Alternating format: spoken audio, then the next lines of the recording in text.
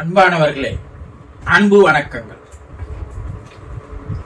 ஒரு அன்பர் ஒரு கேள்வி கேட்டு இருக்கிறார். குருஜி, ஆன்மா கடைசியில் எங்கு போய் சேரும் என்று ஒரு கேள்வி கேட்டிருக்கிறார். ஆன்மாவானது கடைசியாக எங்கே போய் சேர்கிறது? இதை நாம் கொஞ்சம் விலாவரியாக பார்த்தால்தான் அதில் இருக்கின்ற விஷயங்களை எல்லாம் நாம் புரிந்து கொள்ள முடியும். இறைவனில் இருந்து வந்ததுதான் ஆன்மா. அதை பரமாத்மா என்று சொல்கிறோம். நம்ம எல்லோரும் ஜீவாத்மா என்று சொல்கிறோம். ஒரு பெரிய கடல்,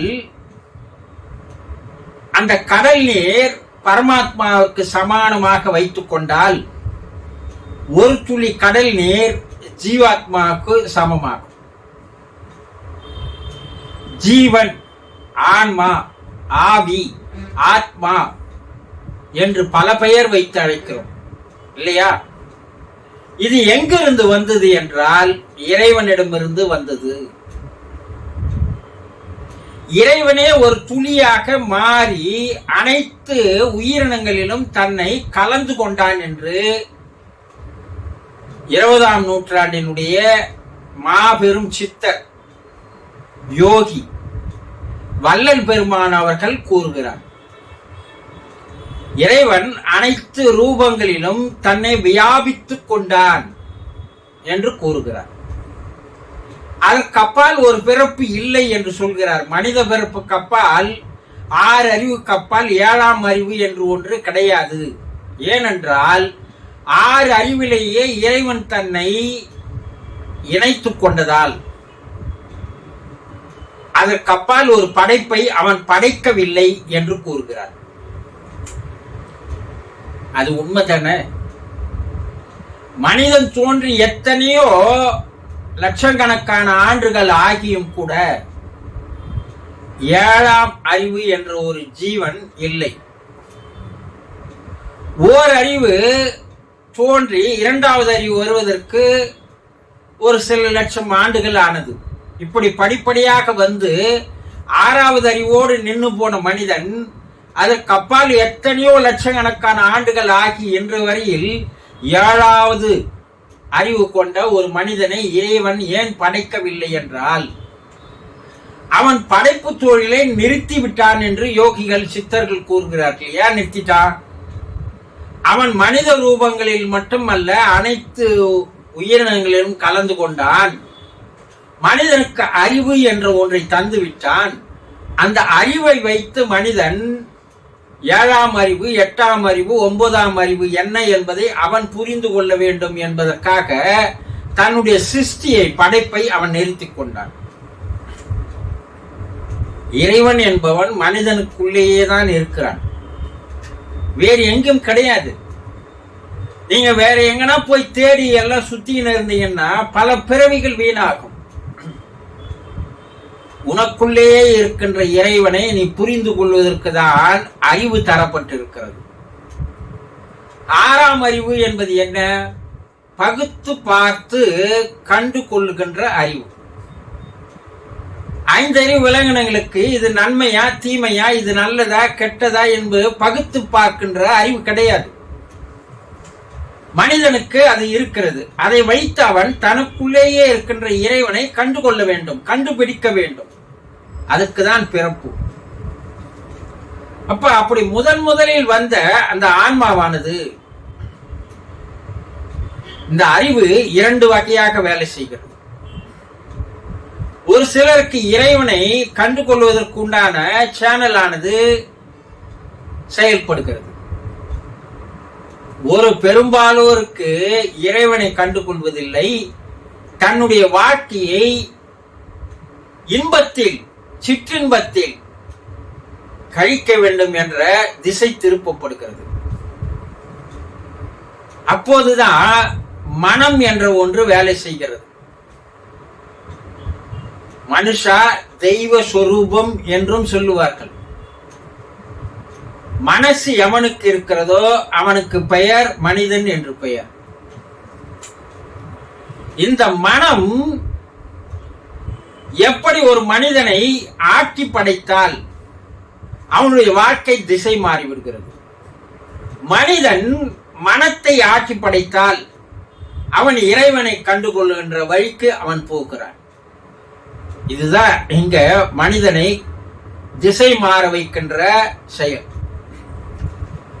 இந்த மனம் என்ன செய்கிறது என்றால், எப்போது மனிதனை அடிமையாக்கிக் கொள்கிறதோ அப்போது அது பல்வேறு கர்மாக்களை, வாசனைகளை, சமஸ்காரங்களை, பதிவுகளை சேர்த்துக் கொள்கிறது.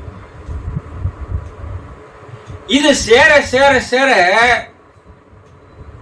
இந்த தூள உடலை விட்டு இந்த ஆன்மாவும் இந்த மனமும் இரண்டும் ஒன்றாகத்தான் போகிறது.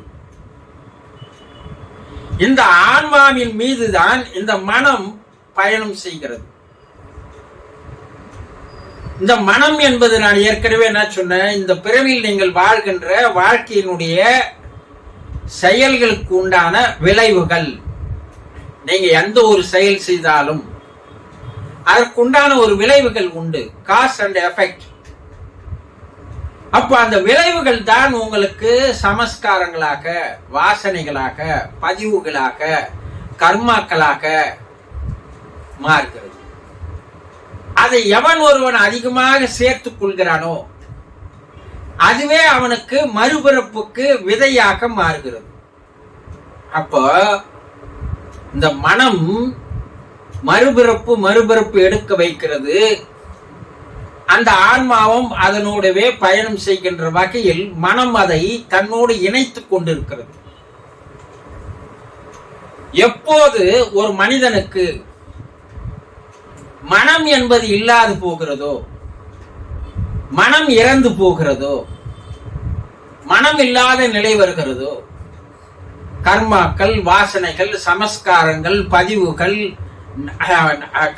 நல்லது, புண்ணியம், பாவம் இவையெல்லாம் இல்லாமல் எப்போது ஒருவனுக்கு ஜீரோ பேலன்ஸ் வருகிறதோ அப்போ மனம் ஆனது என்ன ஆகிறது, இல்லாமல் போகும்போது ஆன்மா சுதந்திரமாக மாறுகிறது. அப்ப அந்த ஆன்மா எங்கிருந்து வந்ததோ அது புறப்பட்ட இடத்திற்கு மறுபடியும் போய் சேர்க்கிறது. அது பரமாத்மாவிடமே போய் சேர்ந்து விடுகிறது. பரமாத்மாவிடமிருந்து வந்த ஜீவாத்மாவாகிய மனிதன் மனம் என்ற ஒன்றுக்குள் கட்டுப்பட்டு சிறைப்பட்டு அதற்கு அடிமையாகி அதிலேயே அவன் வாழ்ந்து வருவதால் இந்த ஆன்மாவால் மனதை விட்டு வெளியே போக முடியாமல் மனம் ஆன்மாவை சிறைப்படுத்தி வைக்கிறது. ஒண்ணு மனம் மனிதனை சிறைப்படுத்தி வைக்கிறது, மனம் ஆன்மாவை சிறைப்படுத்தி வைத்திருக்கிறது.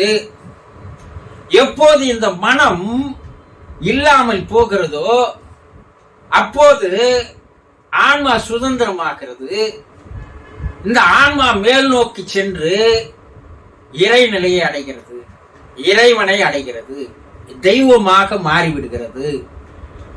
இதற்கு பெயர்தான் சிவகதி, இதற்கு பெயர்தான் சிவநிலை, இதற்கு பெயர்தான் ஆண்டவனுள் அடக்கம், கர்த்தருக்குள் ஐக்கியம், இறைவனுடைய பாத அடி சேர்ந்தது என்று சொல்வதெல்லாம் இதுதான்.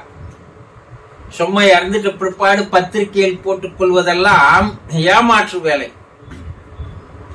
எப்போ அவன் போய் சேர்ந்துடுறானோ, இந்த ஆன்மா இறைவனோடு கலந்து விடுகிறதோ அப்போது ஒரு மறுபிறப்பு இல்லாத நிலை ஏற்படுகிறது. இப்ப அந்த ஆன்மாவனுடைய கடைசி நிலை என்னன்னா, மனம் இல்லாது போகும்போது ஆன்மா எங்கிருந்து வந்ததோ அங்கேயே போய் இறைநிலையோடு, இறைவனோடு, கடவுளோடு, ஆண்டவனோடு, பரம்பொருளோடு, பரமபிதாவோடு, பரமசிவனோடு கலந்து ஐக்கியமாகி கரைந்து காணாமல் அங்கேயே போய்விடுகிறது. அப்ப மனிதனுக்கு மறுபிறப்பு இல்லை. இதுதான் மரணமில்லா பெருவாழ்வு, மறுபிறப்பு இல்லாத நிலை என்று கூறினார்கள். புரிந்து கொண்டீர்களா? சந்தோஷம்.